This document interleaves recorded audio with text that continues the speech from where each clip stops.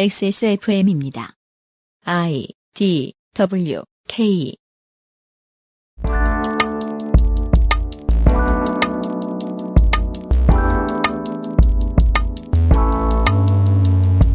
농사를 짓고 무역을 하며 남에게 해 끼치는 것 없이 평화롭게 사는 사람들의 조상들은 삶의 터전을 얻기 위해 원래 살던 이들을 내쫓습니다.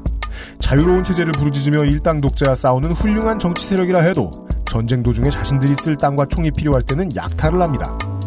견제 없는 힘의 부패와 비효율을 보여주는 타이완의 역사. 히스테리 사건 파일 그것은 알기 싫다에서 정리해드리고 있습니다.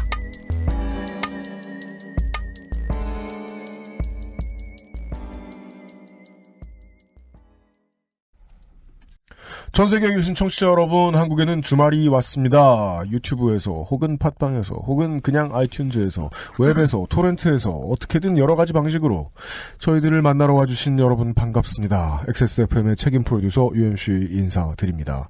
옆에는 험지 출마의 아이콘 유면상 씨가 앉아 있습니다. 네, 안녕하세요. 밤이 늦어가지고 밤섬 안 보이네요. 그 말이죠. 네.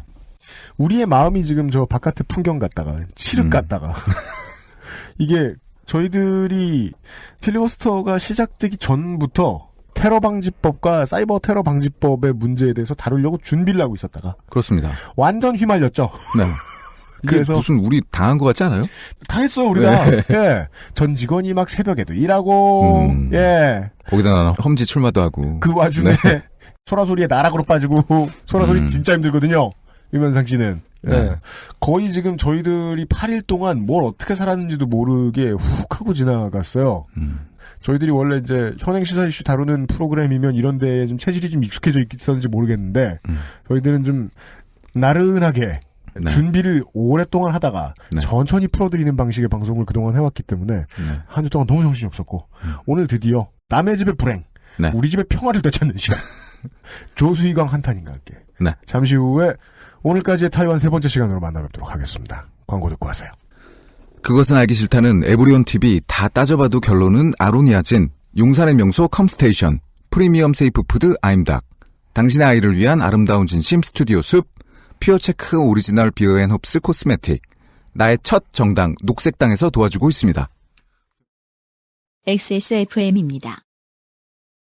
약자가 힘을 낼 수 있게, 동물이 학대받지 않게, 기본소득을 실천하고 우리가 가질 수도 없는 건축물의 개발을 멈추고 방사능식품을 추방하고 노후 핵발전소를 폐쇄하는 일. 특권층이 아닌 당신과 비슷한 사람들로 구성된 녹색당이 하려는, 그리고 실제로 하고 있는 일입니다. 전 세계 100여 개의 녹색당과 함께 흔들리지 않고 당명도 안 바꾸고 우리의 목소리를 들려줄 녹색당. 녹색당이 지금 당원을 모집합니다. 02-737-1711 join.kgreens.org에서 고민을 나누세요. 투표용지는 2장입니다.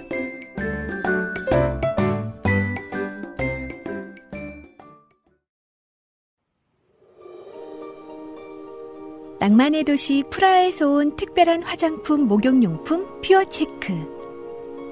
맥주 홉 추출물과 식물성 자연성분이 피부를 편안하고 깨끗하게, 머릿결은 윤기 있고 부드럽게, 아름다운 디자인과 기분 좋은 향기로 나만의 포근한 웰라이프를 연출해보세요. 마뉴팍투라의 수출용 제품을 합리적인 가격으로 국내에서도 만날 수 있습니다. 인터넷 검색창에 퓨어체크 또는 마뉴팍투라로 검색하세요.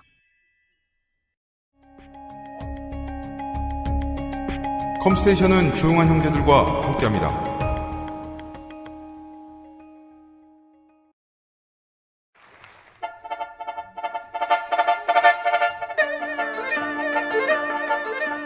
대하 4극 오늘까지의 타이완 제3화 법 없이도 살던 시대.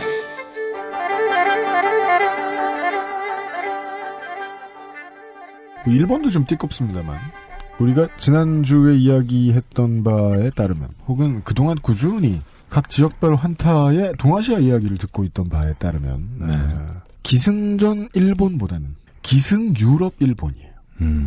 유럽이 한 번 중간에 더 거치죠. 네. 네, 꼭 거치죠. 네. 와서 일단은 배송거리가 너무 길고 그러면은 그렇죠. 근데 놓쳐. 예, 근처에 동네 짱한테 놓쳐. 도장 깨기에 당합니다. 그러니까 기승전 유럽, 일본을 하고 있으면 이 유럽이 가장 띠꺼운 건 중국이 바보 같아 보이는 경우하고 보통 동일합니다. 화이관이 있죠. 유럽도. 예, 우리가 화, 쟤네가 이, 쟤네는 가끔씩 와서 우리에게 메뚜기 떼를 선사하고 가는 NPC, 나쁜 NPC 그런 느낌. 지난주에는 이런 얘기를 했습니다. 1624년에 네덜란드 상인들이 타이완 섬에 진출했다. 그러나 저 시절에 대항해 시대의 유럽인들은 상인들도 와서 정벌질을 하죠. 네. 원주민들 초살합니다. 그때부터 역사에 편입된 타이완의 이야기를 했고 그들은 원래부터 한족이 아니라 오스트로네시아어를 쓴 것으로 보이는 오스트로네시아 어족 원주민들이었다. 명청대 들어서야 한족이 이주해서 살기 시작했는데 그 와중에는 해적 정모 씨가 있었다. 그리고 이를 이제 정시왕국식이라 부르는 정시왕국이라는 말을 살짝 들었었죠. 정시왕국 시절이 있었다. 그리고 정시왕국 이후에 짧은 청나라 시기 일제시대 그리고 오늘부터는 이제 20세기에 도달했습니다. 독립을 한 것 같지는 않은데 나라가 정식으로 되지는 않았는데 중화민국 시대, 중화민국 시기 이런 식으로 세계사에서 가르쳤던 기억이 납니다. 그쯤의 이야기부터. 그러나 곧 들으시겠습니다마는 정식으로는 중화민국식이라고 부르는 것보다는 국민당의 입성 이 정도로 보는 것이 예, 맞는 구분이지 싶습니다. 네. 이게 맞는지 아닌지는 저수희강 환탁해서 나머지 팩트를 확인해 주실 차례입니다. 네, 안녕하십니까. 지금 느꼈는데 옷이 인상적이시네요. 이 옷 처음 봐요? 네. 이걸 실사로 처음 보는 것 같아요. 그러니까 저거 사실 낙검수의 4명의 멤버들도 네. 이런 상황을 예측 못했을 거예요. 4년째 저 옷을 입고 있는 사람이 있다. 왜죠? 사시사철. 옷이 이거밖에 없어요. 그런 슬픈 이유로. 저는 그거보다 좀 거창한 좋은 이유가 있을 줄 알았는데. 이게 가격 대비 따뜻해요. 네. 좋아 보입니다. 그래서 무슨, 저 홀리스터 앤 땡, 뭐 이런 세계 시민들이 입는 그런 옷 하나 사다 드리려고. 예. XSFM도 티셔츠를 만들면 저한테 우선 제공을 하시면은. 알겠습니다. 제가, 나름 그래도, 예. 진짜 광고판으로는 확실해요. 예. 전 세계들 저 옷을 입고 다 돌아다니거든요. 옛날에 윈난성, 중국 윈난 취재할 때는 진짜로 이거 입고 갔는데 한참 낙검수 막 유행할 때여가지고. 막 사람들이 아는 체하고 막 새끼손가락 들어주고 막 이러는 거예요. 헐. 그랬던 적도. 이후에 우리의 미카엘 슈마허가 되실. 꼭 제작하세요. 네. 저수희강 한타님한테 입혀야 될 것 같아요. 네. 오늘까지의 타이완 세 번째 시간을 진행해 볼 겁니다. 다 아시죠? 1945년 8월 15일 날 무슨 일이 있었는지. 네. 일본 광복 말고요. 광복인데요. 일본의 항복이죠. 네, 그렇죠. 네. 일본은 무조건 항복을 선언하고 중국의 주권은 중국 국민당의 정부인 당시에는 이제 중국 대륙의 유일한 합법 정부였죠. 네. 중화민국으로 넘어갑니다. 타이완의 주권 역시 1943년 카이로 선언에서 우리나라도 많이 배웠죠. 카이로 선언 다음에 포츠담 선언 그다음에 우리나라의 독립 이렇게 했듯이 그래서 똑같아요. 카이로 선언에서 이제 타이완은 중화민국에 돌려주는 것이다라고 얘기를 하고 포츠담 선언에서 이를 확인한 다음에 독립이 되죠. 그러니까 일본이 항복을 하죠. 지금이야 일이 말하지만은 배우니까 알겠지만 1943년 당시에 이제 일본령이었던 타이완 사람들은 일본에서도 전쟁 중에 보도 통제를 했을 테고 저 멀리 이집트의 카이로에서 또 우리가 어디로 가야 된대라는 선언을 하는 것을 알리도 만무했고 그런 심정입니다. 근데 좀 유난히 좀 이렇게 무관심하신 것 같아요, 이분들. 줄곧 모르세요. 이게 우리나라도 해방될 때 몰랐대잖아요. 이건 좀 동아시아의 좀 그 유구한 역사이기도 한 것 같아요. 먹고 살만하면 정치에 관심이 있을 일은 없다. 맞아. 그러면은 이게 이제 바로 이렇게 딱 콜 표시가 안 쳐지는 거예요. 일본이 졌는데 우리가 중국이 돼? 무슨 소리야 이게 지금? 예. 행여 또 일본이 전쟁에서 지면 자기들이 중국이 된다는 걸 또 몰랐을 수도 있겠죠. 지금 1895년에 이제 일본이 처음 타이완을 점령했을 때 태어난 사람들은 45년이 되면은 50살이에요. 네. 그죠. 조선반도하고 좀 달라요. 그냥 태어났을 때부터 일본인이었던 사람들이 너무 많아요. 네. 그러니까 당시 평균 수명을 기준으로 보면은 어떤 사람은 전 생애를 일본인으로 산 것일 수도 있고요. 일본인이라고 자기는 생각했겠죠, 당연히. 네네. 어떤 사람은 그렇구나. 네. 일본은 국가의 대명사일지도 몰라요. 어떤 사람에게 대통령 하면 박정희이듯이 그게 18년밖에 안 됐는데 네네. 50년을 산 사람들한테 하늘 하면 일왕. 그렇죠. 하늘이 일본이었을 수도 있겠죠. 근데 이게 또 바뀌는 거예요. 또 내 의사와 상관없이. 내가 싸운 것도 아닌데. 그러니까 이게 지배당한 방식의 어떤 특성. 그렇죠. 예. 집에 돌려먹기의 특성이죠. 예. 집에 돌려먹기 네. 하니까. 집에 돌려먹기. 네. 네. 그러니까 나를 지배하는 세력이 나와 상관없이 바뀌는 겁니다. 자, 일본 군의 항복 조인식은 45년 10월 17일 날 체결됩니다. 자, 이제 그러면 타이완을 점령했다고 표현한 사람도 있고 타이완이 수복했다고 표현한 사람도 있겠죠. 타이완에는 되게 많은 사람이 있으니까요. 네. 네, 그러네요. 어쨌든 국민당의 입장으로만 딱 읽어볼게요. 네. 더 들어가면 1895년 청일전쟁에서 청나라가 일본한테 패배한 이후로 50년간 일본에 시달렸죠. 거의 뭐 수시로 일본은 쳐들어왔고 만주사변을 일으켜서 만주를 점령해서 만주 괴뢰국을 만들었고 또 중일전쟁을 일으켜서 본토를 먹으려고 했죠. 걷다가 이 중화민국이 또 싸움을 잘하냐. 이게 사실 뭐 승전국이 되긴 했는데 승전국이라고 하지만 중화민국은 늘 졌거든요. 그해 같은 전쟁이 개전되자마자 상하이까지 먹히고 난징에서 좀 저항을 했다는 이유로 난징에서 그 엄청난 대학살이 벌어지고 네. 결국 중화민국 정부는 깊은 산 속에 있는 충칭에 숨어서 그 산맥이 지리적으로 이점을 주는 중국 서부 지역의 일부만을 지배했을 뿐이에요. 광저우니 홍콩이니 다 일본이 먹었죠. 우승팀의 모든 멤버가 실력이 좋은 건 아닙니다. 그렇죠. 중국도 있어요. 승전국에는. 어찌됐건 이제 이런 국민당 입장에서는 일본과 평생을 싸웠던 사람들인데 자기 땅이 회복됐다고 해서 타이완을 와 보니까 얘네들은 너무 일본에 추능적인 거예요. 어떤 생각을 했을까요? 자, 국민당은 타이완을 자기 땅의 수복이 아니라 일본의 식민지를 점령한 것처럼 봅니다. 네. 어찌할 줄을 몰랐던 거죠. 네. 감정을 주체를 못한 것으로 보입니다. 그렇죠. 아니 이 사람들 한족 아니야. 아니야? 왜 이렇게 굴어? 미쳤어? 그렇죠. 약 맞았나? 이거 막 그런 건가요? 야바이 하면 이렇게 하면 어디로 가는지 모르잖아요. 뭐가요? 야바이 이렇게 아, 넣고요. 네네네, 그렇죠. 네. 이렇게 컵 돌리듯이. 골라. 근데 지금 어떻게 되는지 모르는 상황이 아, 이 나라 그런 국민들이 수준인 것 같아요. 어디로 가 있는지 네. 한번 오랫동안 못 봤더니 여기가 우리나라였나 뭐 등등등. 그러니까 서로 낯선 거죠. 서로 낯선 거죠. 이건. 이 한인들이 일본 사람이 돼 있네? 네. 거기다가 이제 지금 이때만 하더라도 중국은 국공내전 중이었어요. 국민당의 주력군은 공산당과 대륙에서 싸우고 있던 중이다 보니까 남쪽에 지금 힘을 뽑아낼 여지가 별로 없어요. 일단 타이완 주둔군이 찌끄레기들이 와요. 네. 군기도 하나도 안 잡힌 애들이 와가지고서 이제 뭐 약탈하고 네. 겁탈하고 이런 중에서 이제 타이완 사람들도 민족주의자들이 분명히 있었겠죠. 네. 일본인과 난 다르다고 생각하는 사람들이. 네. 그러니까 초기에 환영하는 분위기를 일주일 만에 잠재워요. 중국 국민당군이 진출하면서. 군대가 교육을 제대로 못 받으면 점령한 의미가 완전히 사라져버리죠. 그렇죠. 예, 현지인들이 너무 싫어하니까. 일단 국민당군은 이제 타이완에 진주하면서 이제 그럼 일단 이제 일본인이 소유하고 있는 재산들을 압류할 거 아니에요. 이게 국고로 돌아간 게 아니라 이제 자기 재산으로 삥을 치는 경우가 비일비재하게 발생을 하는 거죠. 근데 국민당이 또 가져갔으면 그나마 나은데 네. 개인 착복을 하는 사례들이 등장을 하는 거죠. 그러니까 북쪽에서 공산당과 내전을 하고 있다는 문제가 가장 큰 변수였던 것으로 보이네요. 네. 이건 뭐 그러니까 환타님의 설명이 진짜 지당해. 찌끄레기들이 가 있으니 예, 겁탈하고 약탈하고 그 다음에 국고 환수된 거 중간에 개평 뜯어가고 인마이 포켓하고 거기다가 뭐 중국 국민당 같은 경우는 대륙에 있는 애들도 원체 비리가 심해가지고 비리 때문에 나라를 잃었다는 얘기가 나올 정도로 원래 좀 기강이 좀 해이했던 상황이었죠. 근데 그 중에서도 이제 제일 최악의 군대들이 타이완에 진주하게 되는 거죠. 요즘 뉴스를 좀 보시는 분 아시겠지만 타이완이 지금 정권이 바뀌면서 네. 차이잉원이 국민당의 불법적인 불화재산을 압수한다. 네네네. 얘기가 나오는 게 이 얘기예요.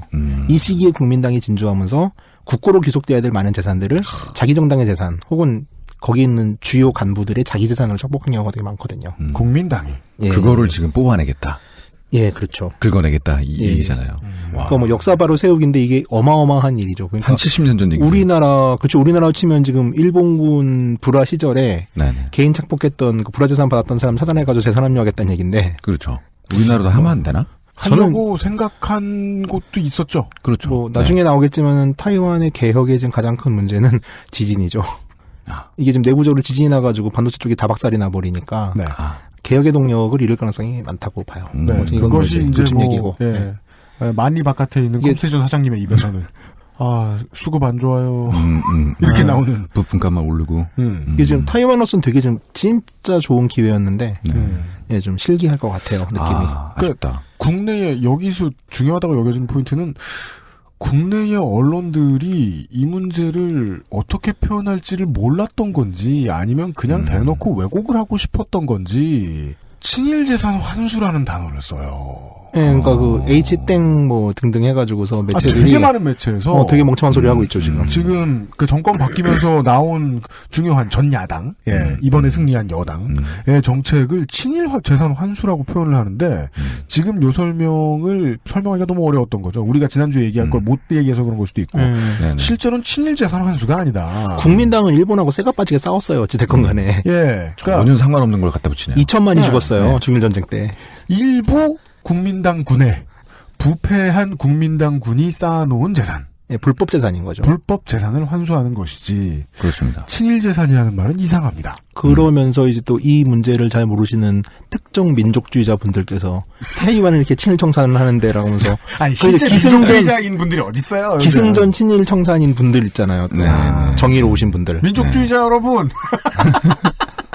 그렇게 생각하시면 안 됩니다. 이건 까일 수도 있겠는데요. 저는 진짜로 그 여행을 하면서 제가 좀 벗어난 것 중에 하나가 내셔널리즘이라고 저는 생각하고 되게 다행이라고 생각하거든요. 제 인생에 있어서.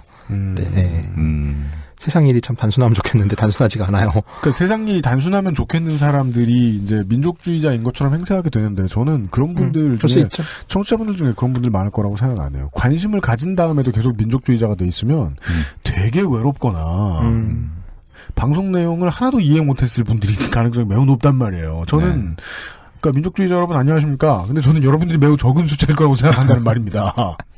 그러니까 그럼에도 불구하고 민족주의는 장사는 되니까 왜냐하면 관심 없이 뉴스를 보던 사람들한테 너무 매력이 있으니까 대만이 친일재산 환수한다더라 이런 말도 안 되는 소리를 퍼뜨리고 있는 걸 텐데 그건 아니다라는 얘기를 제가 처음에 너무 전달을 하고 싶었기 때문에 대만까지 가서 환타님을 건져온 겁니다. 그냥 한국에서의 민족주의는 내가 욕을 하고 싶은데 그냥 내가 욕을 해도 아무도 나를 비난하지 않는 용도로 쓰이는 거 같다는 생각도 들어요. 근데 원래 까방권은 모든 이들의 욕망 어딘가에 있잖아요. 그렇죠. 유영철 욕하는 거지 뭐. 네, 나도 한번 까방권 좀 있어봤으면 좋겠다. 근데 까방권을 얻기 위해서 젊은 친구들 혹은 역사에 관심이 없는 사람들이 제일 많이 쓰는 게 민족주의잖아요. 그렇죠. 저는 트위터에다가 우리 중에 개념 있는 책 올리고요. 네. 트위터까지 뭐 갈 거 있어. 제가 이제 유면상 씨 없을 때 저는 그라시에서 얘기한 적 있죠. 트위터에서 본 저 많은 들 페북에서 보니까 다들 내 친구다. 왜 뭐가 다른 거예요? 왜 그러는 거예요? 예? 무슨 플랫폼이 뭐 얼마나 차이 난다고 왜 그러는 거예요? 그러니까 친구 관계가 이렇게 면밀히 이렇게 이어주고 페북은 제일 중요한 포인트는 이거였던 거예요. 그러니까 페북은 좀 실명 위주니까 우리가 그 친한 친구들하고 술 먹을 때 그냥 이런저런 대화 많이 할 때 그들의 마음속에 내재 있었던 민족주의를 볼 기회가 없었던 거예요. 그렇죠. 네. 고등학교 때 얘기하고 담배피다 걸린 얘기하고 아주 약하게 스포츠 뭐 그런 거 봤을 때 우리나라 응원하고 그것도 뭐 민족주의라고 하면 근데 대부분의 사람들은 그런 게 그냥 얇게 깔려 있는데 그거랑은 다른 문제잖아요. 그런가? 그냥 뭐 내가 투사하고 싶은 여러 이미지가 있는데 맞아요. 내가 투사하고 싶은 여러 이미지가 있어. 트윗의 이미지는 정의로운 나고요. 페이스북에 있는 나는 쿨한 나? 조금 엘레강스한 나? 이런 거. 그 다음에 이제 좋은 나. 인스타그램에 있는 나는 잘 처먹는 나. 그렇고 이제 카카오로 가면은 애를 잘 키우는 나. 아주 욕망에 충실한 나. 애를 잘 키우는 나. 야잘 달리는 나. 아니 욕망은 뭐 과시욕일 수도 있으니까. 신기하다. 여간에 모든 이제 소셜 서비스들은 나의 이미지를 만들어서 보여주잖아요. 만들어서 보여주고자 하는 내 이미지에다가 민족주의 집어넣는 사람 되게 많죠. 맞아요. 근데 저는 그런 거 되게 많은 사람들 중에 우리 청취자들은 별로 없을 거라고 믿는다. 소수의 민족주의자 여러분 안녕하세요. 누가 스스로 민족주의자라고 불러? 자, 모두 팟빵으로 모여서 공격해주세요. 하여간 그 부분 너무 걱정된다. 저희는 지난주에 시간을 많이 할애해서 일제시대에 대한 조선반도와 타이완 섬의 시각 차이가 어떻게 생겼는가를 알려드렸고 따라서 거기에 비춰서 보면 저희가 저수희강 환타께서 하신 말씀이 맞다면 국내 언론들이 보도한 민진당의 친일재산 환수라는 말은 그냥 틀린 말이다. 그렇죠. 라고 말씀드립니다. 자, 첫 번째 국민당이 실수한 거는 자기 땅의 수복이 아니라 식민지를 점령한 것처럼 그렇다는 거고, 두 번째는 이제 친일파 축청은 좋은데, 이 범위를 너무 넓혔어요. 너무 넓혔다? 그러니까 이건 좀 한국하고 다른 관점으로 봐야 되는 게, 한국 같은 경우는 꾸준히 일본에 저항하는 세력들이 존재했어요. 임시정부도 있었고, 네. 뭐 사회주의 계열도 있었고, 네. 되게 많은 조선인들은 중국共産당 팔로군에 소속돼서 일본과 실제로 싸우기도 했었고, 그렇습니다. 오죽했으면은 마오쩌둥이 중국 인민 100명 중 1명이 우리의 독립을 해서 싸우다 죽었을 동안 조선인은 10명 중 1명이 죽었다. 근데 조선인이 팔로군에 들어갔던 거는 중국共産당을 지지한다거나 중국의 해방이 아니라 이걸 바탕으로 네. 조선의 독립을 해서 싸운 거잖아요. 내가 들어갈 그렇습니다. 군 조직이 필요했던 거죠. 네, 그렇죠. 그리고 이들이 일정 부분 뭐 정권을 잡진 못했지만은 정부 수립 과정에서 네. 일정 부분에 참여를 했어요.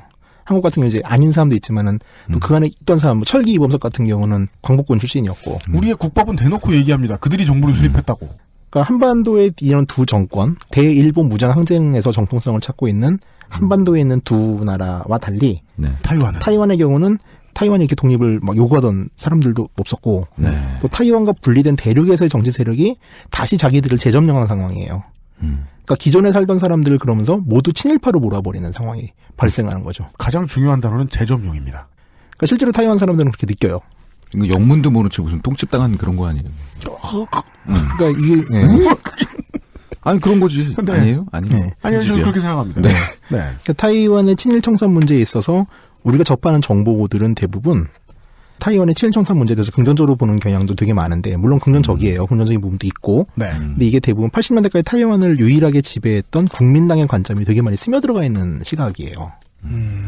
국민당 혹은 국민당이 데리고 온 중국인이 아닌 그 성에 살고 있던 사람들의 네. 시각으로서는 되게 억울할 수밖에 없는 지점들이 존재하거든요. 그냥 그 사람은 거기서 살았어요. 그리고 아까도 말씀 50년의 식민 지배면은 누군들 그 암살에 나오죠, 이정재가. 우리나라가 독립될지 몰랐다고. 맞아요. 네. 되게 찌질하지만 솔직한 표현이라고 저는 생각했거든요, 영화 보면서도. 네. 맞아요. 그리고 맞아요. 입장을 바꿔봤을 때, 난 자신 없어요, 솔직히.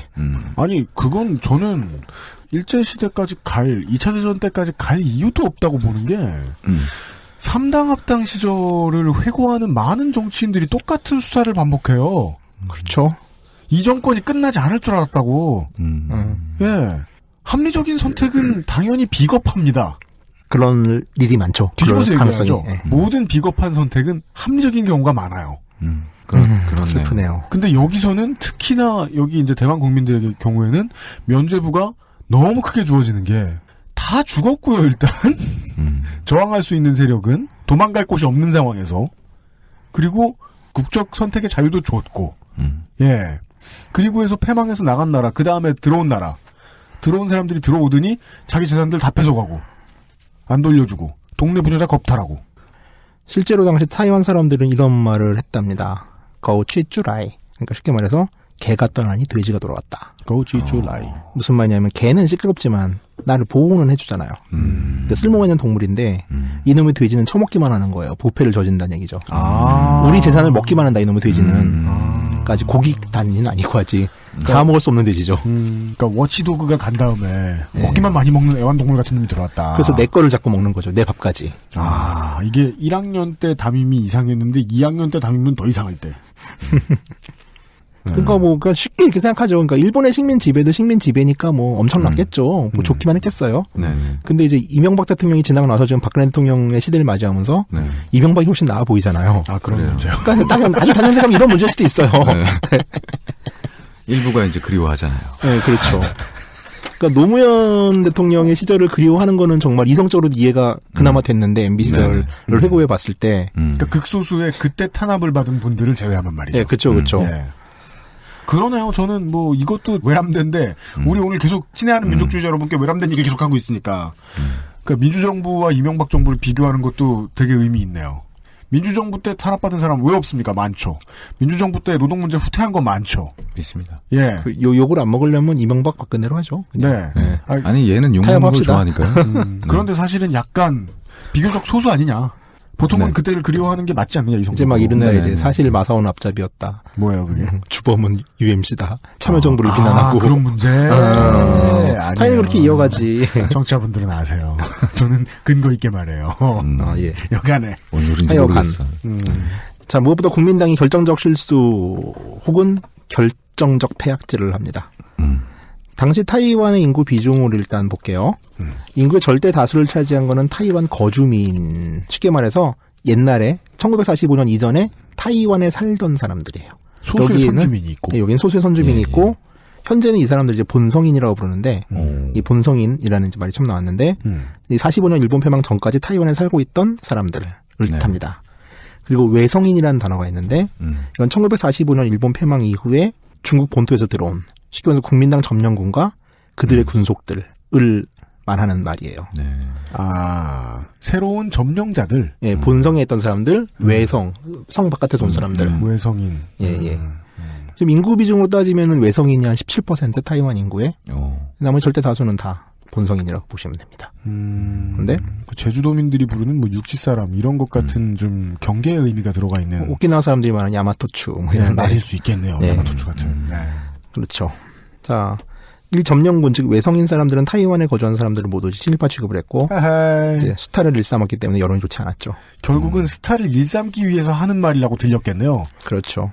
본성인들에게는. 그러니까 친일파 청산이라는 거는 또 이걸 가지고 국고로 사는 것도 지들이 처먹으면서 지들이 처먹으려고 하는 되는 거죠. 예. 이게 한국이랑 완전 반대네요.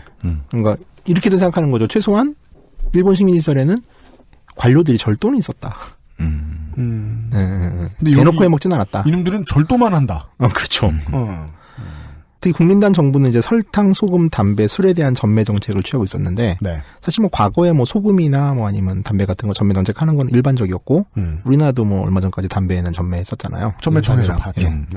근데 문제는 이제 담배인데 중국 사람들 담배 되게 좋아하는데 국민당 점령제 안에서 대륙에서는 자유 판매가 허용됐는데 타이완에서만 담배를 전매 정책을 실시했던 거예요.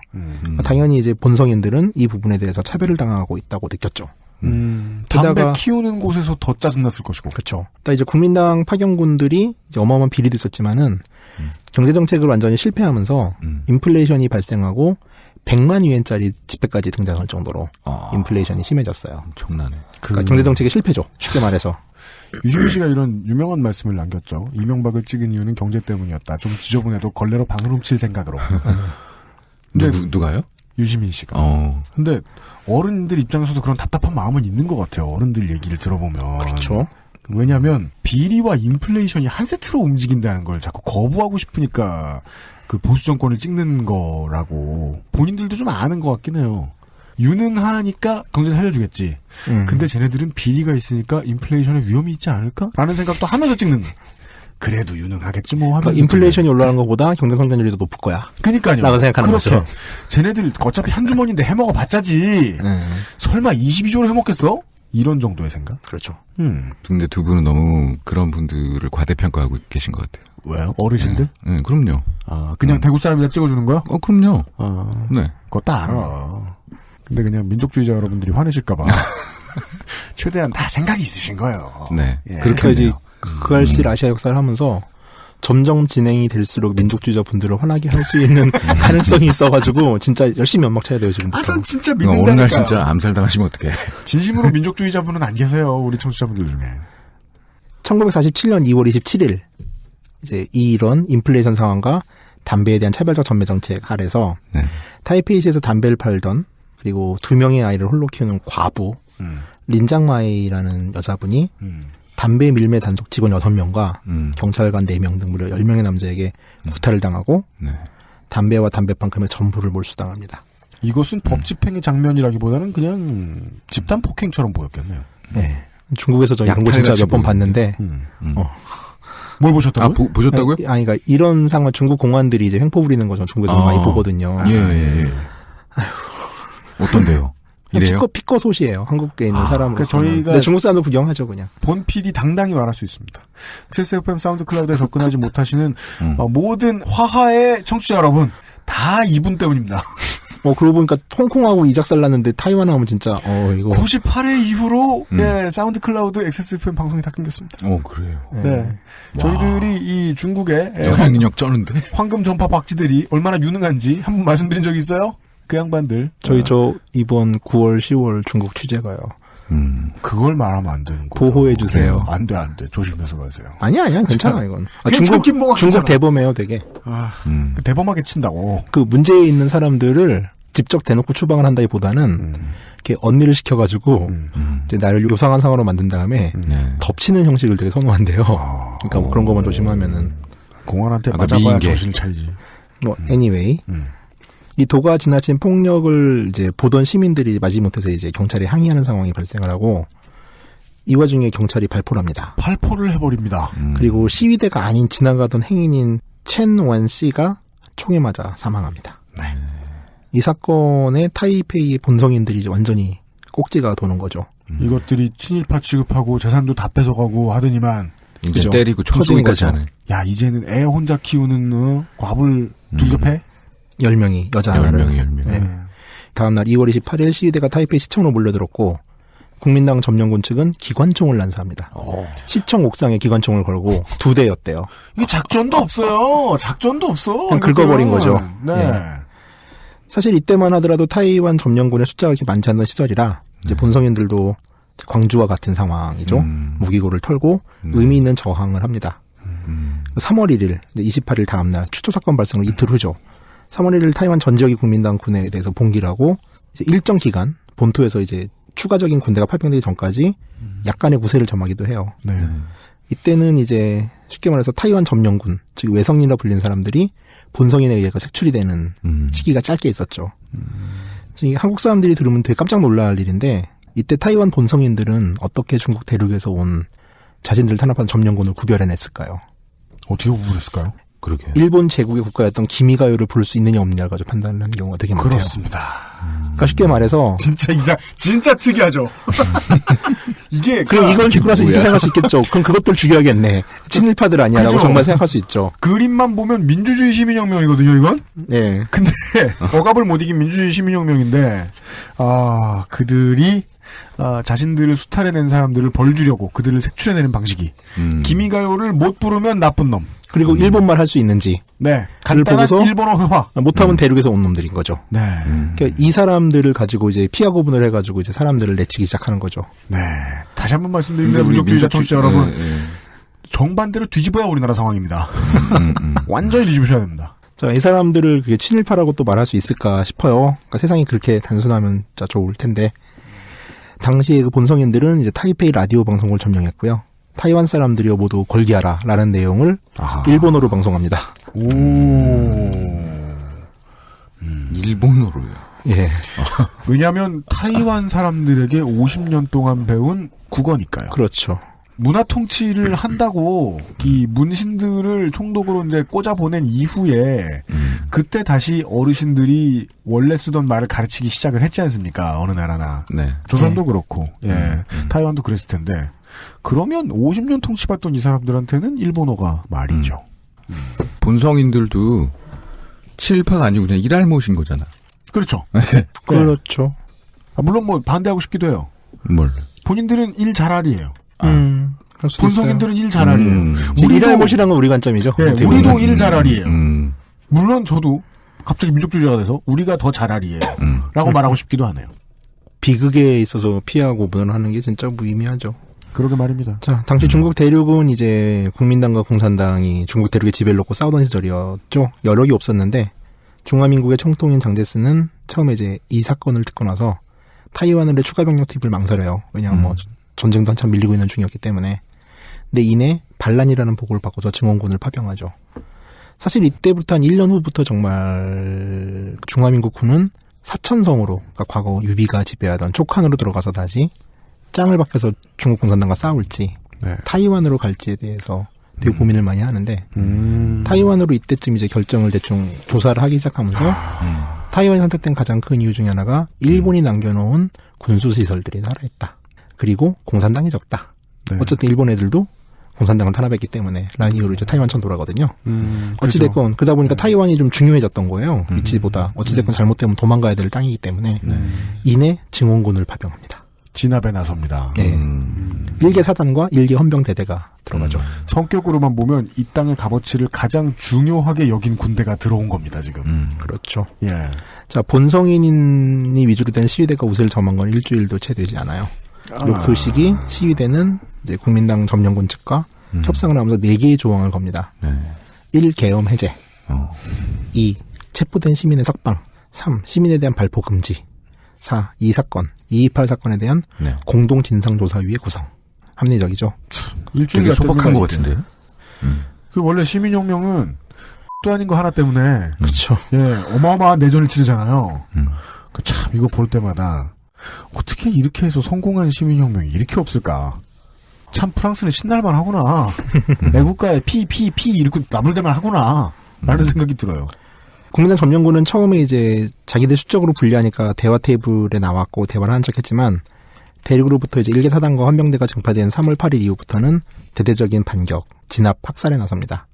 이젠 정반대로 이제 외성인이 본성인을 색출하는 거죠. 타이완에서 두 번째로 큰 항구 도시 지롱시 같은 경우는 이제 좀 가장 극심했던 곳 중에 하나인데 네. 거리에 검문소를 설치하고서 지나가는 모든 행인에게 반대로 중국 표준어로 말을 겁니다. 북경어로. 네. 그리고 대답을 하지 못하는 사람들은 모두 철사로 손을 결박해서 지룽항에 던집니다. 바로 던집니까? 예. 트럭에 실어가지고. 직결 처분했다는 얘기네요. 예. 우리나라도 뭐 해방 직후에 그런 일 많았죠. 네, 그냥 학살이네요, 학살. 네. 광기가 타이완 전역을 지배합니다. 핑계는 뭐였냐? 공산당 형육자 및 친일파의 색출입니다. 국민당군은 아주 다급했네요. 평화를 얻을 수 없으면 이 땅을 비우는 거라도 하겠다라는 마음이었네요. 만약에 이승만이 집권을 하지 않고 독립운동 세력이 집권을 가정이지만 했는데 또 그 안에서도 뭐 이제 뭐 이런 사람 저런 사람 있을 거 아니에요. 여기서 삑사리 한번 잘못 났으면 이꼴 났을 수도 있어요. 가능한 시나리오입니다. 네. 결국 뭐 빨갱이 죽이냐 친일파 죽이냐의 싸움이 될 수도 있었을 테고 지금 SNS 상황 보면 비슷하잖아요. 그렇죠. 한쪽에다 친일파 매국노 이러고 한쪽은 빨갱이 이러니까. 저는 그래서 트위터를 보다 보면 한숨이 나오다 말고 좋은 게 야, 이 사람들이 밖에서 이런 소리 하는 일에 써봐라. 내전 낫다. 그렇죠. 폰 붙잡고 찌질거리는 게 훨씬 낫지. 총 없는 게 다행이에요, 한국은 진짜. 네, 저는 진짜 많은 한쪽으로 치우쳐서 분노한 사람들의 어린이집 같이 느껴져서 요즘 트위터가 참 고마워요. 자, 뭐 친일파 색출은 일부는 맞습니다. 일본 통치 시기 일본 총독부 안에서 성장했던 지식인들과 고위 관료들은 이때 모두 죽어요. 통계에 따라서 1만 8천 명에서 4만 명이 죽었다고 합니다. 이것이 소위 228 사건입니다. 만약에 좀 더 편하게 혹은 대중적으로 이 사건을 접하시고 싶으시다면은 허우샤오시엔의 비정성시라는 영화를 보면은 이게 이제 이 사건을 허우샤오시엔 감독의 재조명한 거죠. 네. 자, 228 사건은 석 달이나 지난 5월 16일 장제스가 사건 종료를 선언하면서 끝을 맺습니다. 사건 종료라는 단어가 나오더라고요. 예. 근데 실제로 한 건 타이완 민중에 대한 승리 선언이죠. 그렇죠. 예. 점령이죠, 재점령. 예. 또 재점령입니다. 타이완은 점령, 재점령, 재재점령, 재재재재점령이죠. 야, 역사가. 이건 진짜 군벌의 젠트리피케이션 같아요. 보고 있으면은 이 땅이 요즘 핫하니까 사람들을 족치고 들어가야겠다. 1980년 그 이제 한국의 광주에서 벌어진 사건들은 그때도 많이 죽었죠. 도청을 사수하던 사람들만 죽었지만 이때는 국민당과 협상을 주도했던 본성인 대표 상당수도 합법적으로 처형을 당합니다. 네. 한마디로 이제 본성인으로 이루어진 지식인 사회 자체가 씨가 마르는 거죠. 네. 정치 지도자가 될 수 있는 사람들이 한국의 광주는 1980년에 사건이 발생하고 87년부터 재조명이 가능해지죠. 88년에 국회 차원의 진상조사가 이루어지지만은 이 228 사건은 1980년대까지 언급 자체가 금기시돼요. 그러니까 사건이 발생하고 50년이 지난 1995년에 타이완 정부는 진상조사를 하고 국가 차원의 사과를 합니다. 네. 그리고 지금 타이페이시에 평화공원이 조성돼 있죠. 본 적이라도 있으신 분들이 다 백발이 될 때까지 대만 정부, 여당. 이쯤 지나면 진상 안 나와요. 그리고 다 죽어서 이제. 그때 진상 부린 놈도 다 죽었어요. 그렇죠. 가해자도 늙어 죽었고, 즉 피해자도 죽었죠. 대물림된 재산들만 남아 있어요. 그때 약탈했던 그런 이야기 지금까지 나눠봤습니다. 지난주 이제 뭐 금요일 시간에 들었던 이야기가 점점 더 중요해집니다. 민족주의자 청취자 여러분들이 일본을 보시는 시각으로 일본을 보시지 않아야 대만의 본성인들의 심정이 이해가 됩니다. 그러니까 진짜 이해가 되네요. 네. 그리고 물론 그 다음에 앞으로 우리는 결론을 접근하면서 그 이야기도 할 겁니다. 그런 국민당이 어떻게 아직까지 여기서 이 나라 민주주의 나라 아니야? 어떻게 여기까지 버티고 있지? 그 퀴즈도 이제 조금 이따 풀어드릴 거고요. 잠시 후에는 우리가 또 다른 어떤 나라 이야기할 때도 말씀을 꼭 드리고 넘어가야 되는 아직까지는 표로서 드러나고 있는 사람들의 계층 차이 여기선 어떻게 갈려 있는가 한국처럼 그냥 지역주의는 아닙니다. 하지만 좀 더 단순합니다. 그 이야기를 광고 듣고 들어볼 겁니다. XSFM입니다. 이대리, 맨날 살 뺀다면서 점심에 웬 소세지야? 에이, 과장님. 이건 기름지고 짠 마트 소세지가 아니고요. 아임닭 닭가슴살 소세지예요. 이것도 닭가슴살이야? 한 입에 먹기 편하게 생겼네? 아이 참, 과장님. 아임닭 큐브잖아요. 국내산 현미가 들어가서 정말 부드럽고 다이어트에 딱이라고요. 질리지도 않고 먹기도 간편해서 요즘 다이어트 하는 사람들은 다 이거 먹어요. 닭가슴살을 가장 맛있고 간편하게 먹는 법, 프리미엄 세이프 푸드 아임닭. 늘 같은 배경에 아이와 엄마만 바뀌면서 사진을 찍는 스튜디오들과는 다릅니다. 1877-9856 스튜디오 숲 스튜디오.com.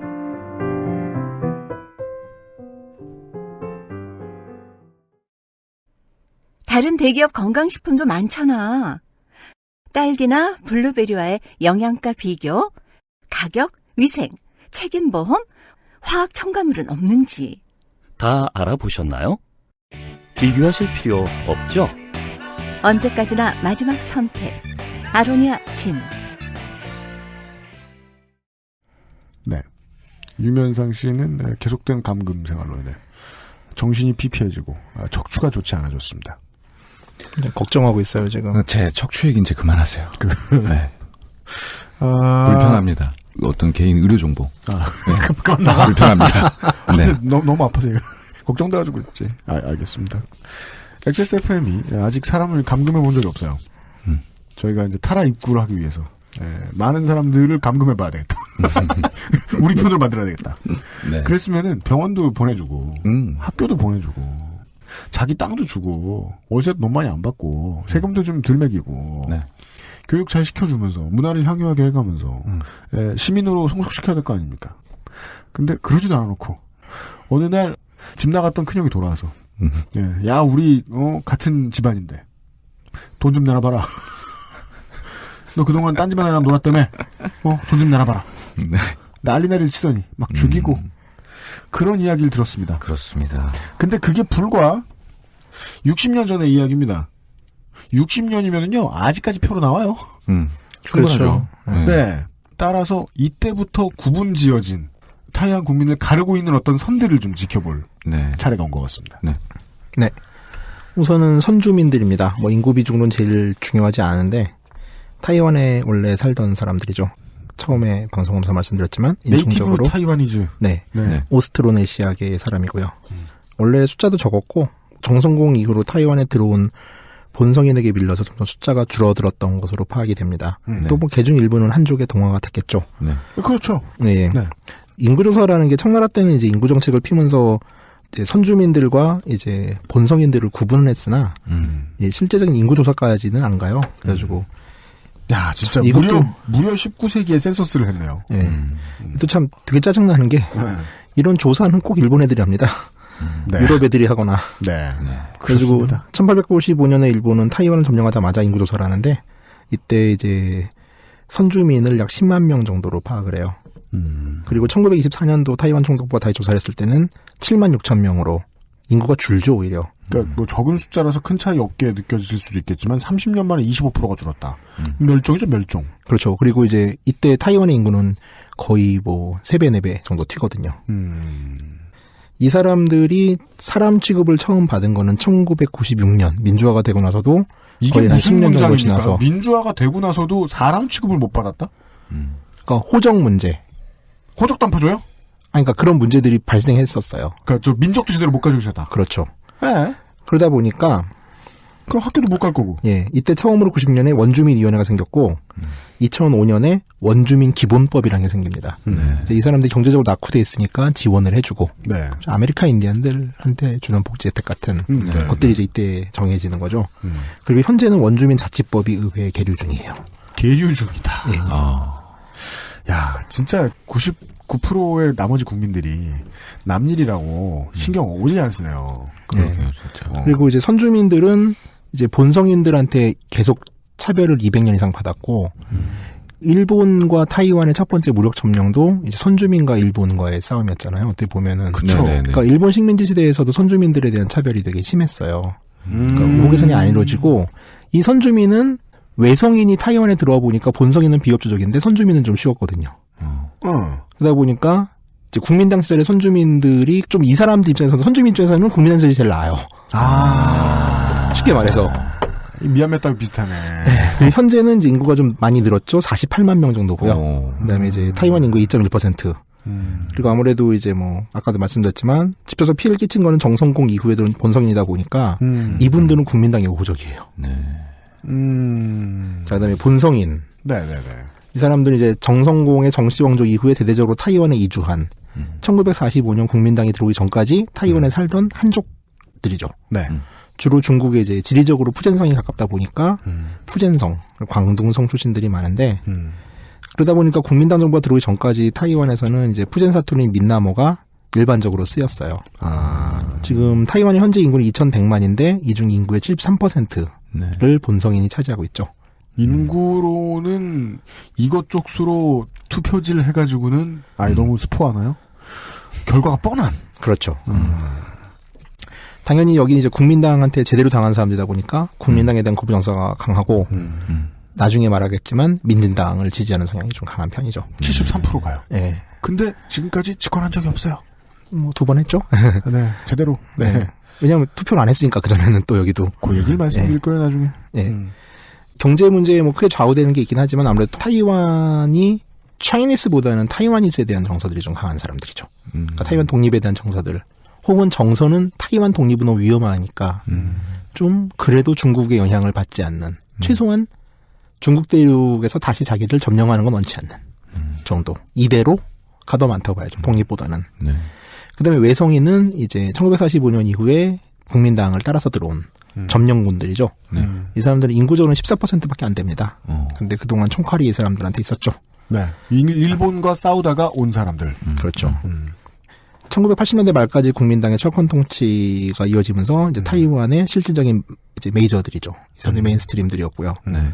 국민당의 정책과 거의 연동이 되는 사람들입니다. 나중에 얘기했지만 국민당은 이제 중국 공산당한테 쫓겨서 왔고 때문에 타이완은 내내 장제스 그리고 그 아들인 장진고가 살아있을 때까지 반공주의 국가였어. 엄청난 반공의 교두보였고 그래서 또 우리나라랑 친했죠. 그렇습니다. 근데 이 사람들이 이제 시대가 바뀌고 나서 지금은 거의 친중국에 가까운 성향을 보이고 있어요. 국민당이. 네. 국민당이 한번 바뀐 이야기를 다음 주에 말씀드릴 수 있을 것 같아요. 그리고 바뀌고 나서 이 외성인들도 갑자기 반공에서 친중국으로 급선회하는.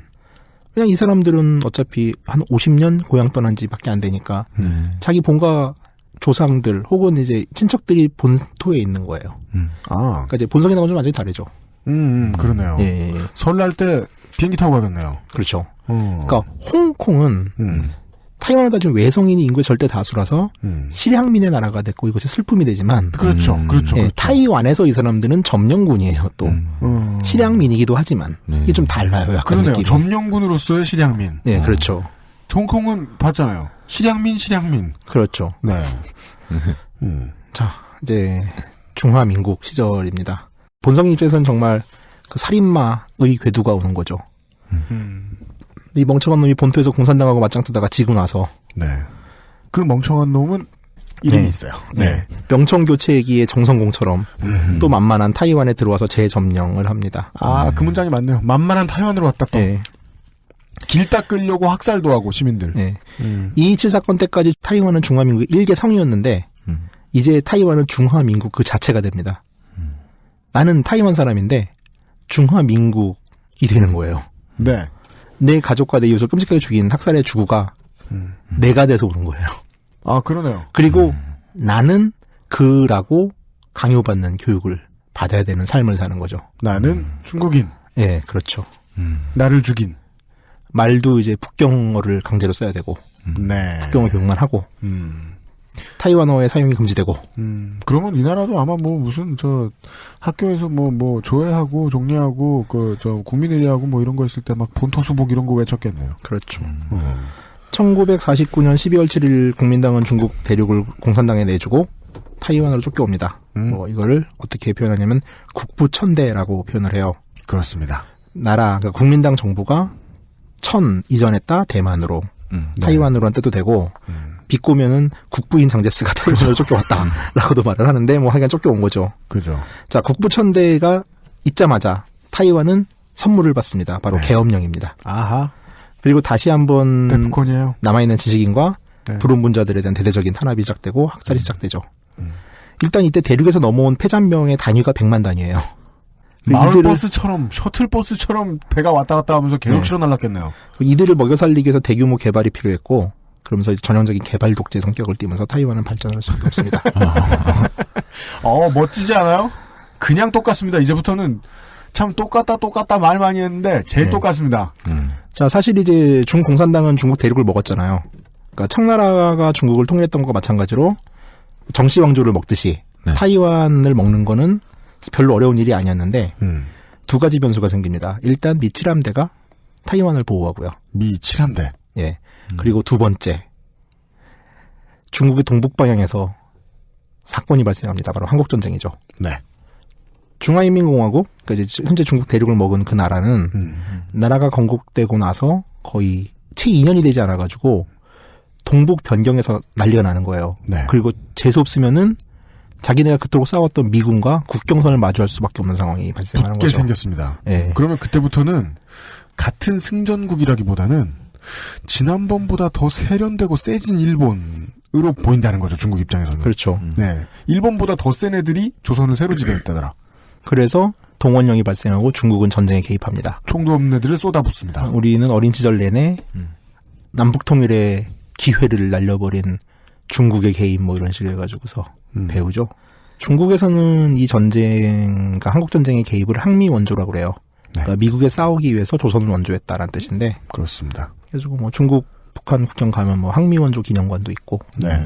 어느 조선을 원조했느냐는 중요하지 않습니다. 자기랑 붙어 있는 거면 됩니다. 네. 네. 근데 되게 재밌는 게 이제 한국에서 나오는 한국 전쟁 그림 보면은 막 이제 그 남부 여대한 이제 뭐 안악들 같은 사람이 피난을 가고 그 사람들 국군과 미군이 지켜주고 공산당으로부터 보호하는 그림이 있는데요. 맞습니다. 중국에 가면은 정반대로 이제 미군이 안마고 중국군이 또 남부 여대한 우리나라 옷을 입은 사람을 도와주는 뭐 우리 막 베이지 옷 입은 오빠들이 도와주고 있어요. 정말 이게 이제 내가 살고 있는 국적이라는 걸 좀 벗어나서 내가 막 외국인이라고 생각하고 본다라면은 좀 같은 사건을 바라보는 정반대의 시선. 그냥 우리가 지금 여기까지 해야지. 우리가 지금 타이완을 바라보고 있는 것처럼 바라봤겠죠. 네, 그렇죠. 야, 쓸리고 싸우고 이러다가 지금 안 싸우고 있구나. 어찌됐건 중국 동북 국경이 이렇게 소란스러워지면서 타이완은 시간을 벌어요. 최소 3년을 벌죠. 맞습니다. 그리고 중국도 엄청난 전비를 썼기 때문에 이후 타이완과 중국은 이제 그러니까 이제 양안이라고 하는 대만 해협 사이에 있는 진먼도라는 섬을 사이에 두고 세 차례 이제 큰 포격전이 벌어지거든요. 타이완 해협 위기라는 사건이 발생하고 국지전도 계속 발발하지만 미국의 외교적 개입 혹은 함대의 개입으로 수습이 됩니다. 시간이 지나면 지날수록 그러니까 뭐 한 1000년, 2000년 두고 보자고요. 시간이 지나면 지날수록 대만의 국제적인 포지셔닝이 높아집니다. 냉전 시대로 들어오면서 미국의 쿠션이 되죠. 그렇죠. 자, 국민당 정부는 비록 중국 대륙에서 쫓겨났지만은 당시는 냉전 시대였어요. 그리고 서방의 수많은 나라들은 이 섬에 갇힌 중화민국, 그 중국의 1%도 안 되는 이 땅이 중국을 대표하는 국가라고 생각을 했고 유엔 상임이사국의 자리도 1970년대까지 타이완이 가지고 있었어요. 중국 자리를 줘야 되니까 국가도 아닌 데를 불러왔어요. 그러니까 뭐 국가라 치죠. 이때는 국가였죠. 자, 이 상황은 1971년도까지 갑니다. 그 사이 중국은 대약진 운동의 실패, 문화대혁명의 대혼란을 겪지만 어찌됐건 중국의 실질적인 지배자로 자리매김을 하고 외교적으로 또 이때 이제 수많은 나라들이 독립을 하잖아요. 48년 이후에. 그러다 보니까 이 신생국들을 대상으로 하는 이제 냉전의 동서블록에서 좀 자유롭고 싶어하는 비동맹 블록이라는 게 생기면서 이 나라들이 좀 대거 좀 중화인민공화국을 지지하는 쪽으로 많이 가요. 네. 혹시 제가 장기적인 투자 가치가 있을지도 모르겠다. 저는 쓸데없는 얘기 죄송합니다. 이 문화대혁명 이름 좀 바꿔줬으면 좋겠어요. 문화대지랄? 아니, 그러니까 문화가 꽃피었을 것 같잖아. 문화대혁명. 그렇죠. 르네상스 같잖아, 르네상스. 문화대적침, 뭐 이렇게 나가는 게 맞지. 당시 프랑스 애들은 엄청 좋아했잖아요, 이거. 문화대혁명 같은 소리하고. 하여간. 예. 1971년 10월 25일 제6차 유엔 총회가 열리는데 이때 듣보잡이었던 알바니아 대표가 뜬금없이 중화인민공화국의 유엔 가입과 중화민국의 유엔 축출을 골자로 하는 결의안을 들고 나옵니다. 네. 자, 그러면 또 이 사건이 왜 발생하게 됐는지를 이해하기 위해서 이제 하나의 중국이라는 개념을 이해해야 되는데요. 이게 참 다음 주도 그렇고 진짜 많네요. 뭐 무슨 구의 컨센서스도 설명해야 되고 하여간에 하나의 중국 개념.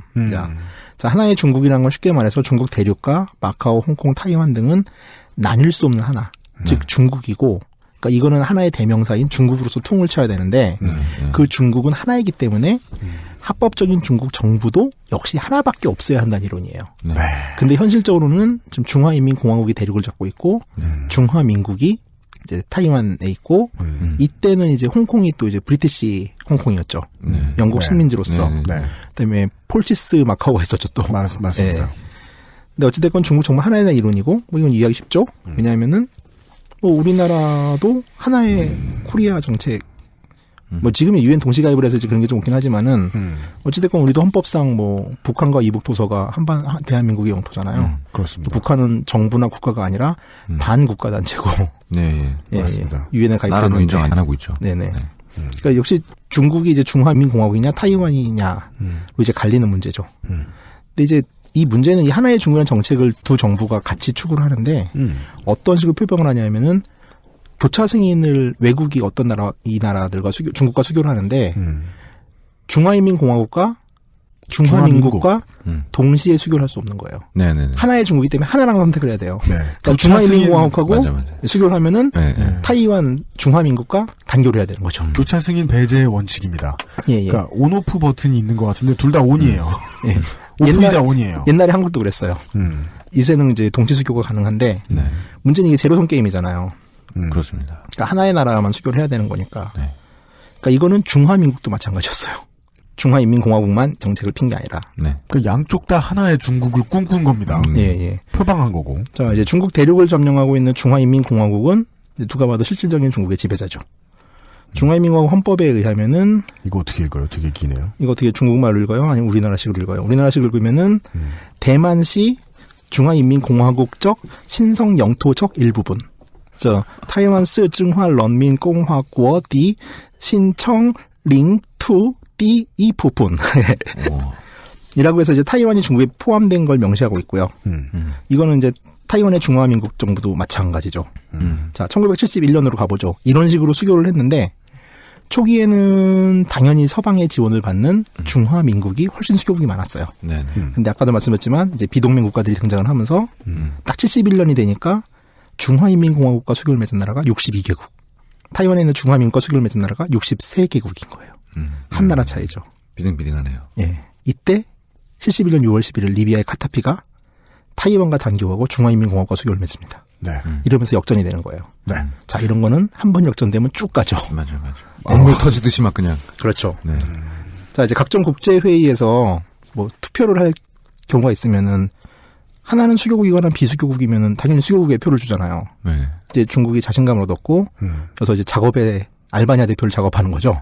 알바니아가 이래서 등장하는군요. 듣보잡 나라죠. 쉬운 로비 상대였군요. 네네. 유엔 통해서 문제를 제기하는 겁니다. 그러니까 뭐 만약에 뭐 이번에 네가 이걸 제기해주면 금부치 줄게. 뭐 이러면서. 그러니까 우리나라에서 나는 고무 중에 1%를 주겠다.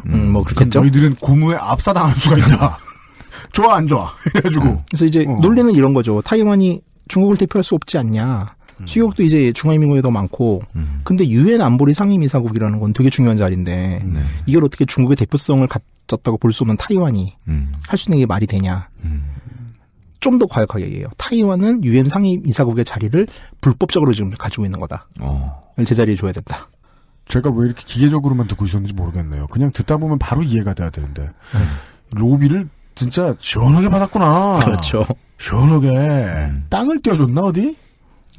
사실 60년대 말부터 이제 상황이 좀 안 좋아진다는 건 예측이 되잖아요. 중국이 성장하는 건 보이니까. 그래서 타이완의 우방이었던 이제 미국과 일본은 타이완 측이 하나의 중국 정책을 포기하고 둘이 동시에 유엔 가입하는 식으로 중화인민공화국의 유엔 가입, 그때 이제 유엔 가입도 못 했었거든요.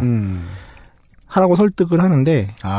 이게 설득할 만한 힘이 있는 존재도 미국일 뿐이네요. 그렇죠. 미국일 수밖에 없네요. 근데 일본은 말을 잘 들으니까 같이 이제 데리고 가서 얘기한 거고. 그렇죠. 통역사 역할을 한 거고. 그렇죠. 근데 이 모든 이제 그 나라에서 이 국부라는 이름을 가지고 있는 영감쟁이들은 말을 안 듣잖아요. 그래가지고 그렇지. 네. 그래가지고 이제 말을 안 들었어요. 미제 그랬죠. 자, 이제 알바니아안이 나오자 이때 이제 조지 부시 미국 유엔 대사. 네. 이 그분입니다, 이분이. 네. 이라크에서 난리를 치신 분. 후일. 네. 그 부시께서 막 사방으로 뛰어다니시죠. 자, 알바니아가 이제 중화민국의 유엔 가입 그리고 타이완 축출안을 내자 미국은 급히 중화민국을 타이완으로 국명을 변경해서 회원국의 지위는 유지하고 상임이사국의 지위만 중화민국에 주자는 타협안을 제시를 해요.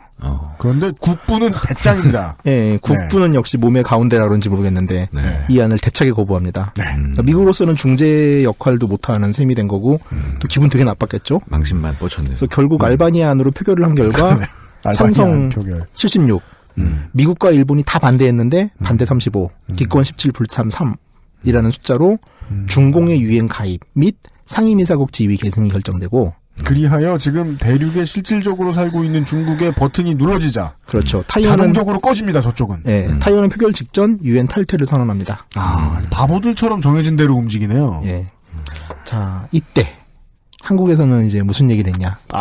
요게 아주 매력적이에요. 이 이야기가 아주 매력적이에요. 자, 이건 저는 이 이야기를 이렇게 딱 한 줄을 보는 순간 그래 우리는 사드 이야기를 설명할 필요가 없다. 그렇죠. 이 한 줄로 다 설명할 수 있다. 자, 이때 우리나라에는 이제 현재 공주님의 아버님께서 대통령의 자리에 계셨죠.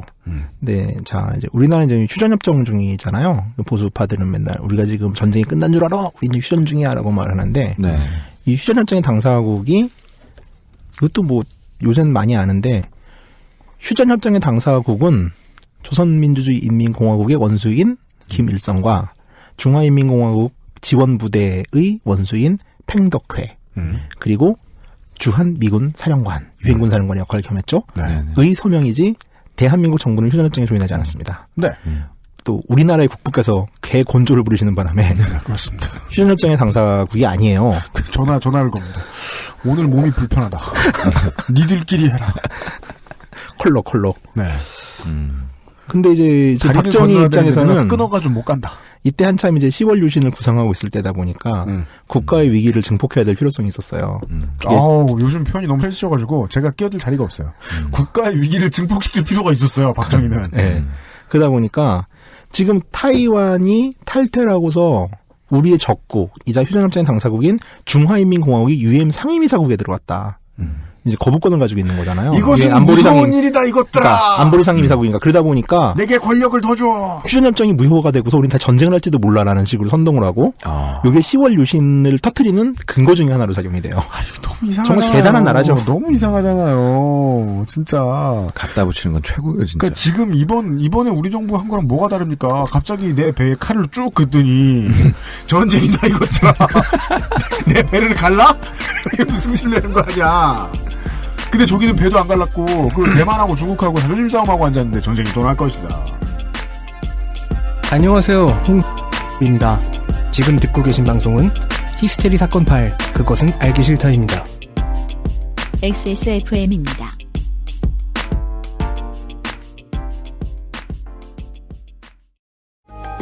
안녕하세요. 책임지는 즐거움으로 일하는 컴스테이션의 이경식입니다.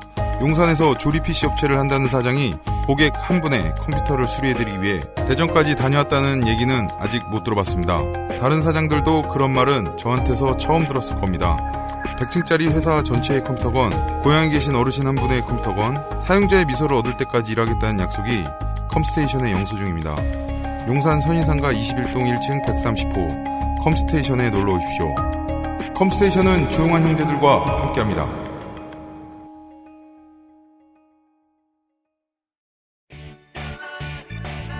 언제까지나 마지막 선택. 아로니아 진. 순하고 좋은 것만 먹어야 할 우리 아이 영양 간식을 찾고 있다면 프리미엄 세이프 푸드 아임닭. 그리고 이제 잠깐 퀴즈. 지금 유엔 알바니아안으로 표결을 했어요. 찬성 76, 반대 35, 기권 17, 불참 3인데. 아, 이 퀴즈는 우리 지난주에 얘기했죠. 하다님 제가 놀러 갔을 때 얘기했잖아요. 답이 언제 나와요? 다음 주에 나와요? 바로 하죠, 뭐, 그냥. 아, 진짜? 알았어. 아, 이거 좀 두자. 예. 다음 주는 금방 맞출 텐데. 그런가요? 예. 약간 내일 답을 발표할게요, 그럼. 그럴까요? 예. 예. 한국은 여기서 어디에 표를 던졌을까요? 라는 문제입니다. 네. 자, 타이완은 국제적으로 고립되는 길을 선택했다고는 하는데, 뭐 이건 어쩔 수 없는 상황이죠. 대세도 이미 기울었고. 그렇게 타이완 편을 들던 미국은 그 다음에 72년 닉슨이 중국을 방문하고 79년 중국과 국교 정상화를 하면서 중화인민공화국이 요구하는 하나의 중국 원칙을 받아들이고 중국과 수교하고 타이완과 단교합니다. 네. 온오프 버튼이 이때도 제대로 작용합니다. 네. 이제 하나의 중국 개념의 실질적 활자로는 중화인민공화국이 준 셈이죠. 아, 이게 진짜 무섭지 않아요? 냉전이고 뭐고 쪽수 앞에 장사 없어요. 그렇죠. 네. 자, 아시아에서는 한국이 대한민국이 타이완과 수교를 맺었던 마지막 국가였는데 1992년 이제 노태우 정부 때 타이완과 단교하고 중국과 수교를 맺습니다. 2014년 현재 중화민국의 정식 수교국은 전 세계 22개국뿐입니다. 아시아에는 하나도 없고요. 네. 유럽에는 바티칸. 그리고 나머지는 정말 이제 듣보잡이라고 할 수 있는 가장 큰 나라가 중미의 파라과이 정도. 따라서 바티칸을 빼고 21개국으로 봐주시는 것이 네, 그렇죠. 네, 물론 뭐 바티칸과 그 중화민국의 수교에도 사연은 있는 것으로 제가 알고 있습니다만, 네, 바티칸까지 나라로 세줄 정도면 얼마나 지금 단교 상태인가. 참고로 유엔 축출 이후에 중화민국은 이후 16차례 타이완 등의 이름으로 유엔 가입을 시도하고 있는데 그때마다 중국의 반대. 그리고 최근 이제 반기문 유엔 사무총장 때는 아예 유엔 사무총장 명의로 유엔은 하나의 중국 원칙을 지자기 때문에 타이완의 유엔 가입 신청을 받을 수 없다라고 해서 반려하고 있죠. 네, 요게 좀 그 반기문 총장이 유엔의 대표로서 그 비난을 받고 있는 사안 중에 하나입니다. 반기문이니까 이게 사무총장 선에서 나서가지고 그 영업 느낌 나는 설레발을 칠 문제냐? 예, 라는 의견을 내는 분들이 그래놓고 있습니다. 대접도 못 받잖아요. 저기 그 전승 70주년 때 공주님은 그래도 시진핑 옆에라도 서 있지. 그래서 유엔 사무총장이 구석에 있대. 진짜 이해 안 되대. 아까부터 그런 얘기 진짜 많이 하고 있는데요. 유엔의 활동에 관심을 두고 있는 많은 분들이 코피아난 나쁘다 말만 많이 했는데 이런 사람이 들어올 줄 몰랐다. 코피아난은 거의 세종대왕이죠. 또 이제 노무현 대통령과 이명박 정도 수준의. 아까 불만은 있으니까 누구나. 예. 자, 2009년 타이완 정부는 유엔 가입 신청을 포기한다고 했습니다. 네. 자, 이제 그 알실 해외편의 꽃. 네. 그 나라의 헌법과 선거제도를 살펴보는 시간입니다. 꽃. 그 나라의 헌법과 선거제도를 까는 시간이에요. 네. 네. 자, 일단은 뭐 다들 아시겠지만은 이제 계엄령을 선포했다고 그랬잖아요. 국부 천대 이후로. 이 계엄령이 1980년대까지 이어집니다. 정확히 38년 58일 동안 기네스북에 올라 있어요. 세계 최장의 계엄령으로. 이제 이런 타이완의 독재는 조금 파악을 해야 되는데. 그 군인들 국경으로 못 가고 계속 시내에 40년 동안. 40년 동안 휴가도 못 가고. 국민당은 1928년 이후 이제 중국 대륙에 이제 있던 시절이죠. 28년부터.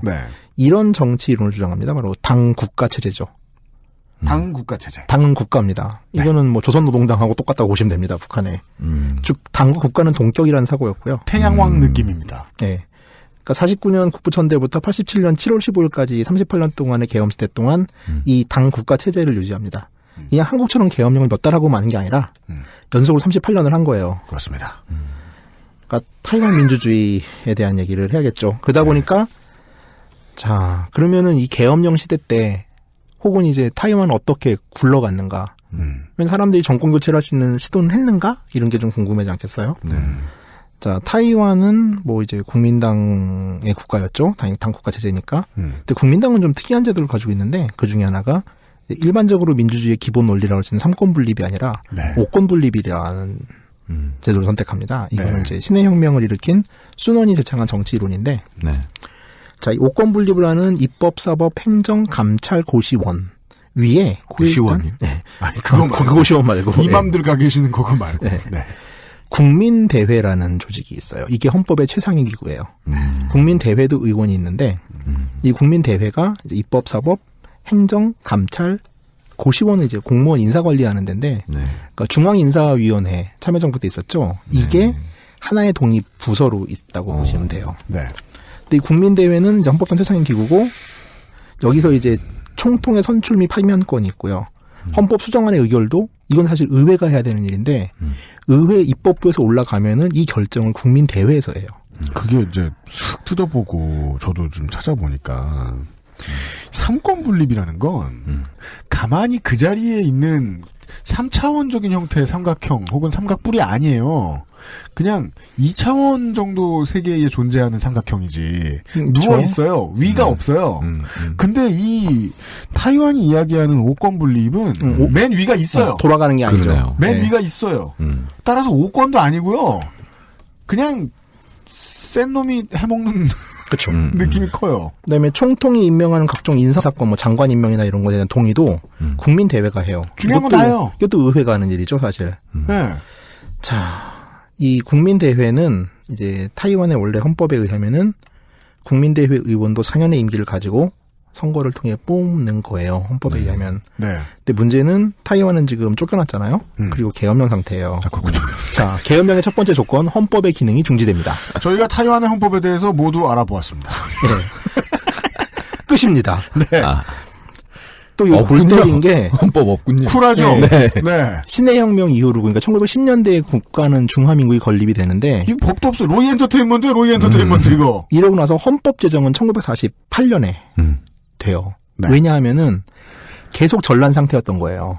그러니까 중화민국이 처음 건국되고 나서는 청나라 정부를 엎었고요. 그러고 나서 중화민국은 남경에 있는 하나의 군벌에 가까웠어요. 네. 그러다 보니까 각지에 있는 군벌들을 삼국지 모양으로 이제 하나씩 소탕을 해야 됐었죠. 이게 정리가 좀 될 법하니까 일본하고 전쟁을 해요. 네. 그러니까 1945년까지 계속 전쟁 상태였던 거예요. 그리고 마지막 결전에서 패해서 대만으로 온 거죠. 타이완으로 온 거죠. 그렇습니다. 그러다 보니까 헌법을 제정할 시간이 없었어요. 그러니까 이 중화민국은 계속 총통의 포고령으로 선포되는 국가였던 거예요. 그러니까 법치가 실현된 적이 한 번도 없어요. 다 인치였죠. 네. 긴급한 상황이라는 이유만으로 그런 식으로 길들여졌던 거고 총통은 당연히 과거 봉건 시대에 황제와 같은 권력을 가질 수밖에 없는 거죠. 이렇게 비대해진 상태에서 48년도 이제 그러니까 일본으로부터 중전쟁을 승리하고 나서 헌법을 만들었는데 이번엔 공산당한테 털린 거예요. 그래서 타이완으로 왔으니까 헌법의 기능을 정지할 수밖에 없는 비상사태라고 판단을 한 건데 역시 네. 권력욕이죠. 도망 왔다는 것만 제외하면 어떤 나보다 더 큰 군벌 조직이 나에게 내려준 봉토를 쓰는 영주가 하는 짓과 거의 다를 바가 없습니다. 그렇죠. 그래서 48년에 일단 뽑아는 났어요. 뽑아는 났는데 계엄령이잖아요. 네. 계엄하에서 선거를 할 수 없잖아요. 그렇습니다. 이 4년의 임기는 종신직으로 바뀌어요. 그렇습니다. 자, 그러니까 국회의원을 뽑았는데요. 그러니까 헌법 최고기관의 의원을 뽑았는데요. 네. 이 사람이 대부분 이제 당 국가체제 아에서 뽑혔으면은 다 국민당일 거 아니에요. 네. 이 상황에서 종신직인 거예요. 아, 멋집니다. 정말 개꿀. 이거는 미얀마보다 더하죠. 그러니까 우리는 최소한 공천 걱정도 안 돼. 총선거라는 걸 했잖아요. 아무리 독재 정권 시절이라 하더라도 국회의원 선거를 했단 말이에요. 네. 그리고 선거를 하니까 부정선거라고 시비를 걸 수 있고 싸울 수가 있었는데 이 기회 자체가 원천 정지가 되는 거죠. 부정선거가 존재할 수 없습니다. 선거가 없었으므로. 자, 이렇게 종신직이 된 거는 국민대회뿐만 아니라 입법원, 그러니까 이제 약간 약한 의회의 성격인데 여기 의원들도 모두 종신직이 됐어요. 그러면은 이 사람들이 지금 계엄령을 38년 동안 했으니까 할아버지들 의원도 있을 거 아니에요. 네. 그렇죠. 이분들이 늙어 죽으면은 그 지역만 보궐선거를 해요. 근데 계엄령 이전까지는 당 국가체제고 야당이 금지됐었어요. 국민당 외에 야당이 그렇죠. 없었으니까. 네. 그래서 이때는 뭐가 있었냐면 야당이 없고요. 당외라고 그랬어요. 이게 뭐냐면 무소속이에요. 그러니까 네. 보궐선거에 국민당과 무소속이 출마할 권리는 있는데 이 무소속이 모여서 당을 만들면 안 되는 거예요. 개인으로만 그렇죠. 나와야 되는 거예요. 선거가 안 되죠. 그래가지고 뭐 한 70년대 말 80년대 이제 민주화 운동에 시작하던 열명기까지 가면은 당외가 최대 32% 정도까지 득표를 해요. 근데 뭐 택도 없는 거죠. 당외당. 그렇죠. 사실상. 그리고 이런 오랫동안 헌법 없이 이 국가를 유지한 문제, 이것을 해결하려고 시민들이 일어설 수 있었는데 네. 그 전에 비슷한 문제를 어떻게 해서 해결했느냐? 그렇죠. 그거는 뭐 한 3, 40분 전에 말씀을 드렸습니다. 사람들을 학살하는 방식까지 알려드렸어요. 이 국민의회는 1991년도까지 유지가 되다가 이걸 이제 어떻게 할 수가 없잖아요. 종신직으로 이미 만들어놨으니까. 그래서 국민의회 의원 전원을 사퇴시키는 방식으로 의회를 해산하고 총선거를 진짜 합니다. 법 같은 건 법같이 돼서 된 건 아무것도 없네요.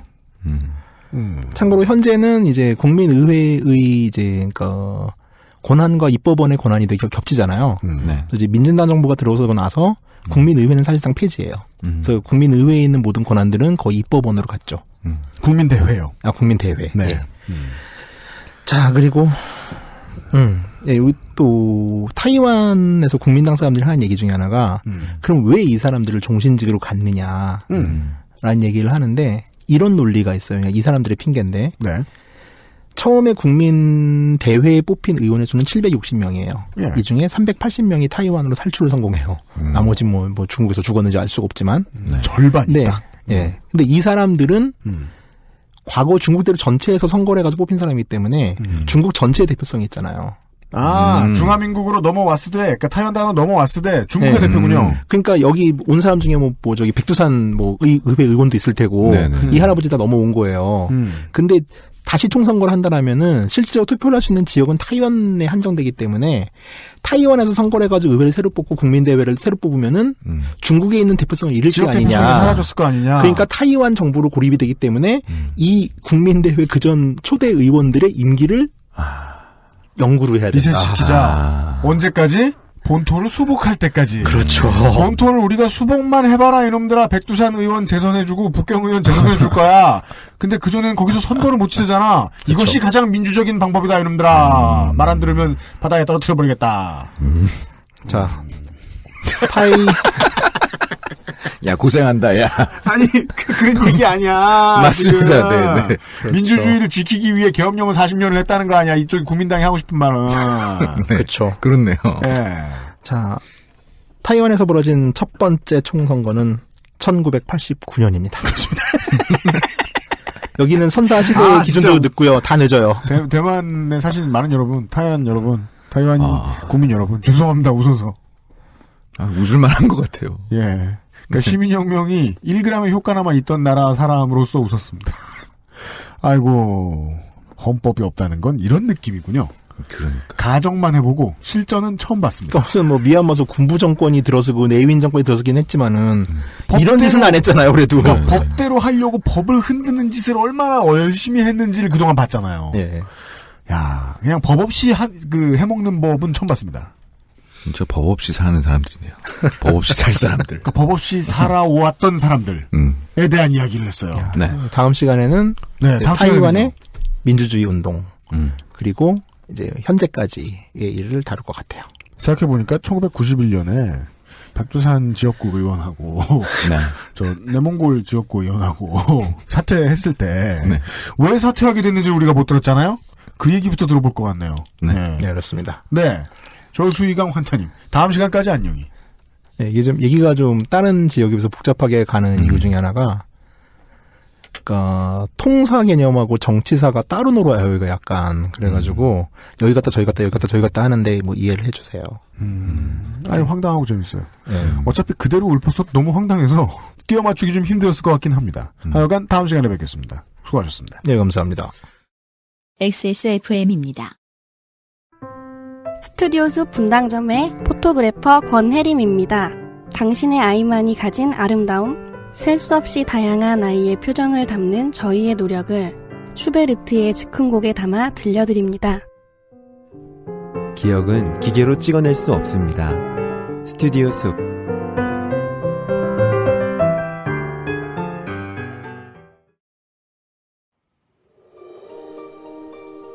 낭만의 도시 프라하에서 온 특별한 화장품 목욕용품 퓨어체크. 마뉴팍투라의 수출용 제품을 합리적인 가격으로 국내에서도 만날 수 있습니다. 인터넷 검색창에 퓨어체크 또는 마뉴팍투라로 검색하세요. 원전 대신 안전으로. 기후변화 말고 정치 변화를. 나의 첫 정당. 녹색당. 당원 가입 문의는 02737-1711.